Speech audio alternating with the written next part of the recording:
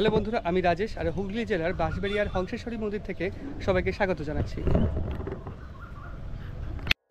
হংসেশ্বরী মন্দিরটি অবস্থিত পশ্চিমবঙ্গের হুগলি জেলার বাঁশবেড়িয়ায়।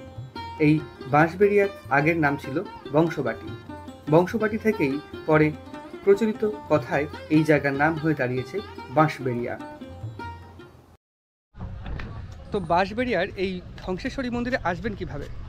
তো হাওড়া থেকে কাটোয়াগামী যে কোনো লোকাল ট্রেন ধরে নামবেন বাঁশবেড়িয়া স্টেশন বা ব্যান্ডেল স্টেশন। ওখান থেকে টোটোয় 20 টাকা ভাড়া চলে আসবেন বাঁশবেড়িয়া হংসেশ্বরী মন্দিরে। এই যে এই রাস্তা ধরে সোজা চলে আসবেন, সামনে পড়বে রাজবাড়ি। রাজবাড়ি থেকে ডান দিকে যেতে হবে আমাদের হংসেশ্বরী মন্দিরের দিকে। রাজবাড়ির দশা ভগ্নপ্রায়। এটি প্রাচীন রাজবাড়ির অনেক পুরনো একটি গেট। এই গেটের ডান দিক থেকেই চলে যেতে হবে মন্দিরে, এবং মন্দিরে যাওয়ার আগে দুই দিকে রয়েছে অসংখ্য দোকান, যেখান থেকে আপনি মায়ের পুজোর জন্য প্রসাদ সংগ্রহ করে নিতে পারেন।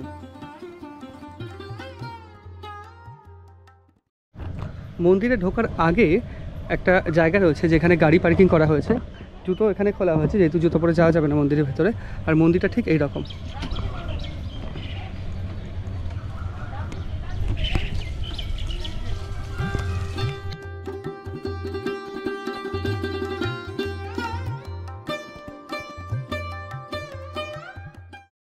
তো মন্দিরের আগের এই গেট দিয়ে প্রবেশ করতে হবে।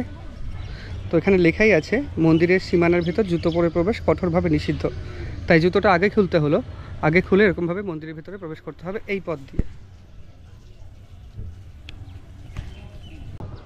তো মন্দিরের যে গঠনশৈলীটা কিন্তু একটু আলাদা বা অন্যরকম। সাধারণত মন্দিরের গঠনশৈলী যেরকম হয় এটা সম্পূর্ণ আলাদা। এটা অনেকটা দেখতে লাগছে খ্রিস্টান বা চার্চের মতো, বা অনেকটা ওই ডিজনিল্যান্ডের বাড়ির মতো। এই যে এই বিষয়গুলো, এই স্তম্ভগুলো কিন্তু ডিজনিল্যান্ডের বাড়ির মতোই মনে হচ্ছে। হংসেশ্বরী মন্দিরের ঠিক উল্টো দিকে রয়েছে বাঁশবেড়িয়া রাজবাড়ি, যেটা এখন প্রায় ভগ্ন বা ভগ্নপ্রায় অবস্থায় দাঁড়িয়ে রয়েছে সেটি।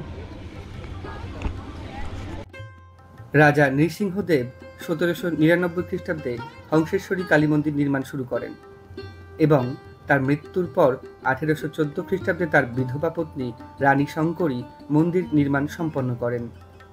এই মন্দিরে 13টি রত্ন ও মিনার প্রতিটি প্রস্ফুটিত পদ্মের ন্যায় নির্মিত। মন্দিরের গর্ভগৃহের উচ্চতা 70 ফুট। গোলাকার বেদির ওপর পাথরে নির্মিত শায়িত শিবমূর্তির নাভি থেকে উদ্গত প্রস্ফুটিত পদ্মের ওপর দেবী হংসেশ্বরীর মূর্তি নির্মিত। দেবী মূর্তি নীলবর্ণা, ত্রিনয়নী, চতুর্ভুজা, খড়গধারিণী ও নরমুণ্ডধারিণী। তো মন্দিরের ভেতরে কোনো ছবি তোলা বা ভিডিও করা সম্পূর্ণ নিষিদ্ধ করে দিয়েছে বর্তমানে। বেশ কিছুদিন হয়েছে। তার একটাই কারণ, এর ভেতরে বসে ওই রিলস করে বা বিভিন্ন ওই ছোটোখাটো ভিডিও করে নাচ টাচ করে, ওর জন্যে এটা ডিস্ট্রিক্ট জাজের আন্ডারে এই মন্দিরটা পড়ে। ওর জন্য এই বিষয়গুলো এখন বন্ধ করে দেওয়া হয়েছে বা নিষিদ্ধ করে দেওয়া হয়েছে। তার জন্য আমরা বাইরে থেকে কিন্তু ভিডিও করছি, ভেতরে ভিডিও করা এখন বর্তমানে নিষিদ্ধ। ভগ্নপ্রায় রাজবাড়ির কিছু অংশকে অধিগ্রহণ করে নিয়েছে সবুজ জংলি লতাপাতা। কিছু কিছু অংশ আবার পুরোটাই এই জংলি লতায় আবৃত। হংসেশ্বরী কালী মায়ের মন্দিরে প্রতিনিয়তই পুজো হয়। বছরের 364 দিন পুজো হয় সাধারণ নিয়মেই, আর একদিন পুজো হয় তান্ত্রিক মতে। বর্তমানে এই স্থানটি আর্কিওলজিক্যাল সার্ভে অফ ইন্ডিয়ার অধিগ্রহণে রয়েছে, তাই এর ভেতরে সম্পূর্ণভাবে বিবাহ এবং অন্য কাজকর্ম নিষিদ্ধ। মূল গর্ভগৃহের দুপাশেই রয়েছে কোষ্ঠী পাথরের শিবলিঙ্গ, এবং গর্ভগৃহের ওপর দিকে রয়েছে শ্বেত পাথরের একটি শিবলিঙ্গ। মা যেই বেদির ওপর রয়েছেন সেই বেদিতে প্রথমে রয়েছে সহস্র দল নীলপদ্ম, তারপর 8 দল বিশিষ্ট পদ্ম, তার ওপরেই মায়ের এই এক পায়ে অবস্থিত নৃত্যরত রূপ। প্রতিনিয়ত মায়ের মন্দিরে অনেক ভক্ত সমাগম হয় এবং তারা পুজোও দেন মন্দিরে। হংসেশ্বরী মন্দিরের বিপরীতে যে রাজবাড়িটি রয়েছে তাতে সর্বসাধারণের জন্য প্রবেশ নিষিদ্ধ। মন্দিরের পাশেই রয়েছে একটি মন্দির যার নাম অনন্ত বাসুদেব মন্দির। মন্দিরটি নির্মাণ করা হয়েছে বিষ্ণুপুরের টেরাকোটা মন্দিরের আদলে। মন্দিরটিতে এখন প্রবেশ নিষেধ, তাই দূর থেকেই দর্শন করলাম সেই অনন্ত বাসুদেব মন্দির।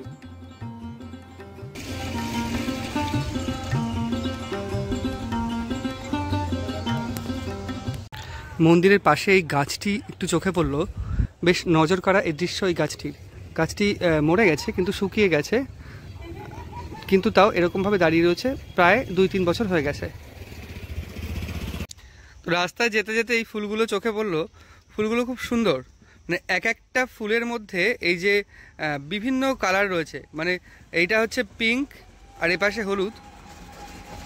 ফুলের গাছটা এত সুন্দর আর ফুলগুলোও বেশ সুন্দর। এরকম ফুল কিন্তু আগে দেখিনি। ফুলের নামটা আমি জানি না, যদি জানো তাহলে জানিও।